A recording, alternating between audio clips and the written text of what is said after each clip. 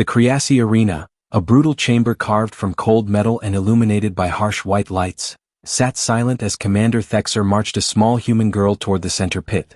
The child, Lisa, no more than 8 Earth years old, had tangled brown hair, dirt-marked cheeks, and eyes that held far more courage than her age suggested. Unlike most who were dragged into the arena, she didn't cry or plead. Her quietness unsettled the watching Creasy officials, who prided themselves on breaking the spirit of every species they tested. Thexer raised his voice to the council, announcing with smug satisfaction the arrival of the human specimen. He mocked humanity's defenders, who insisted humans were exceptional and deserved protection under galactic law. Pointing dismissively at the small girl, he declared her nothing more than weak flesh. For centuries, the Creasy had tested species in the arena. Those who survived were respected, and those who didn't were erased from history. When human diplomats refused to surrender mining territories, Thexer retaliated by raiding a colony ship and selecting what he believed was the weakest human aboard. Lisa was chosen to face Snow Fong, the Creasy's most feared creation, an enormous albino wolf engineered for execution. Standing 12 feet tall at the shoulder with fangs like daggers and glowing red eyes, Snow Fong had ended hundreds of lives. No creature had survived longer than 40 seconds in 3 centuries. Even as the monstrous wolf snarled and saliva dripped from its jaws, Lisa showed no fear. Instead, she calmly warned Thexer that her father would be furious. The commander mocked her, claiming her father Nick had died attempting to follow the Creasy ship. Lisa simply answered, "Nah." Annoyed, Thexer activated the arena barriers and released Snow Fong. The wolf lunged like a bolt of white lightning, jaws stretching wide enough to swallow her whole. The Creasy leaned forward eagerly, awaiting the inevitable. But Lisa didn't run. She raised a small hand and yelled one unexpected word, "Sit." To the shock of everyone watching, the genetically engineered killer hesitated mid-attack. It skidded to a halt inches from the girl, confusion flickering in its eyes. Calmly, Lisa praised the creature and held out her hand again, "Paw."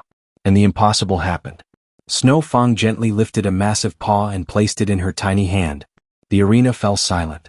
Centuries of Creasy domination abruptly wavered as a child demonstrated something they had never accounted for, human connection.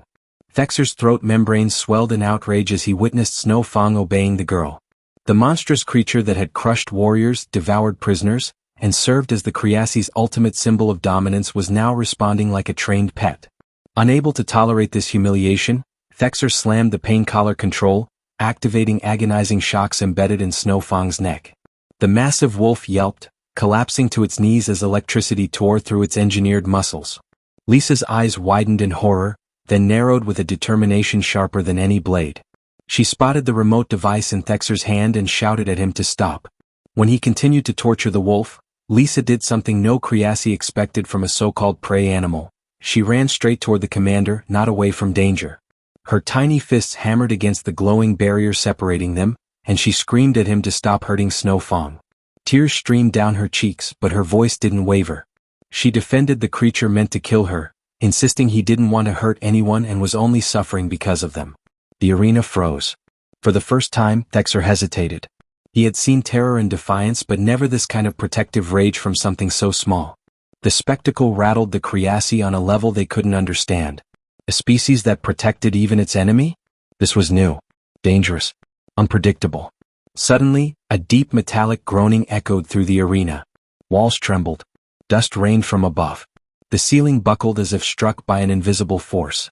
Lisa quietly repeated her earlier warning, "I told you my dad would be mad." An explosion ripped open the roof as a massive human battle cruiser, the Determination, hovered above the arena, its thrusters blowing debris aside. The ship had been reported destroyed, yet here it was, weapons glowing hot. Nick's voice thundered through every speaker, "You have 10 seconds to step away from my daughter." Thexer reached for his weapon but never completed the motion. A pinpoint human strike vaporized the remote from his hand. Another shot disabled every armed system in the facility. A third deactivated the energy barriers, freeing Lisa. She immediately ran back to Snow Fong, throwing her arms around his neck. The wolf trembled but didn't snap. Instead, the once ruthless execution beast curled protectively around the child who had shown him kindness. Human Marines teleported into the arena, weapons raised, encircling Thexer. For the first time in his life, the commander felt something foreign, fear. Nick materialized beside the Marines, rifle trained on Thexer as he assessed the scene. his daughter unharmed, a genetically engineered murder beast shielding her, and Kriasi leadership stunned into silence. The sight of Snow Fang curled gently around Lisa defied everything humans knew about the creature. And yet, it made perfect sense to her. Lisa looked up and called out, "Daddy, can we keep him?" They were mean to him. The request froze everyone. Even Snow Fang lifted his head slightly as if awaiting judgment. Nick processed the situation with a soldier's speed, threat neutralized, daughter safe, unexpectedly friendly apex predator. Slowly he lowered his weapon and spoke into his comm, "Medical team to the arena. Prepare veterinary protocols. We're bringing home a very large dog." Thexer finally regained his voice, protesting that Snow Fang was Kriasi property. Nick cut him off coldly, reminding him that under Galactic law, any tortured sentient creature had protection rights.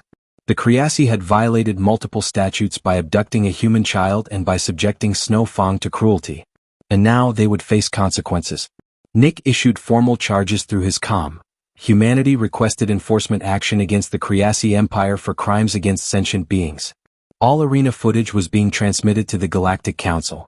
Human ships tightened formation around the facility as jump gates opened, admitting neutral galactic enforcers ready to take control. Meanwhile, Lisa gently removed the pain collars from Snow Fang's neck. The wolf's red eyes, once symbols of engineered aggression, faded to a warm amber. For the first time in its life, Snow Fang slept peacefully with its head in a child's lap. The Kriasi had intended to prove humans were fragile. Instead, they had revealed a far more unsettling truth. Humans protected anything they believed deserved it, even former enemies, and their compassion could override fear, programming, and centuries of brutal conditioning. As Marines escorted Thexer away for trial, he looked back at the sleeping wolf curled around the human girl. In that moment he understood what truly made humans dangerous. Not their weapons. Not their warships. But their unbreakable instinct to defend, to heal, and to transform monsters into allies. The arena, once a place of execution, had become a symbol of unexpected mercy. With the Kriasi facility secured and galactic enforcers taking custody of the commanders, humanity transported Lisa and Snow Fang back to safety. The wolf, still massive and intimidating, remained gentle whenever Lisa was near. Medical teams confirmed something astonishing. Snow Fang's aggression had not been instinctive but conditioned through generations of cruelty and pain. Once freed, he behaved not as a weapon, but as a creature desperate for affection. Snow Fang was relocated to a peaceful human agricultural world, far away from battlefields and laboratories. There, surrounded by open fields, forests, and sunlight, he adapted to a new life. Though enormous and undeniably powerful, he became a gentle guardian to entire communities of children. Parents felt no fear, because Snow Fang only responded to threats, and because he adored Lisa, who visited him often. Under human care, he finally experienced what the Kriasi had denied him: safety. The Galactic Council reviewed the footage and testimonies. The Kriasi Empire faced sanctions, forced reforms, and full investigation into their treatment of species across their territory. Thexer and his officials were charged with violations of sentient rights laws, abuse, attempted murder of a protected minor, and illegal genetic experimentation. But perhaps more important than the legal consequences was the shift in perception across the galaxy. Species that once viewed humans as unpredictable and primitive began to understand the deeper truth. Humans did not measure strength by destruction. Their true power came from their capacity for empathy, their stubborn loyalty, and their willingness to protect even those considered lost causes. The story of Lisa and Snow Fang spread through galactic channels, becoming a symbol of unexpected bravery. An 8-year-old human child had shown the galaxy that compassion could shatter centuries of cruelty. She had tamed a legendary execution beast not through force, but through kindness, a concept the Kriasi had never even considered a threat. And the lesson echoed across star systems. Never underestimate a species whose children possess more courage and compassion than most trained warriors. Humanity's reputation transformed from fragile newcomers to guardians capable of reshaping the fate of those around them. In the end, Snow Fang's legacy wasn't one of fear.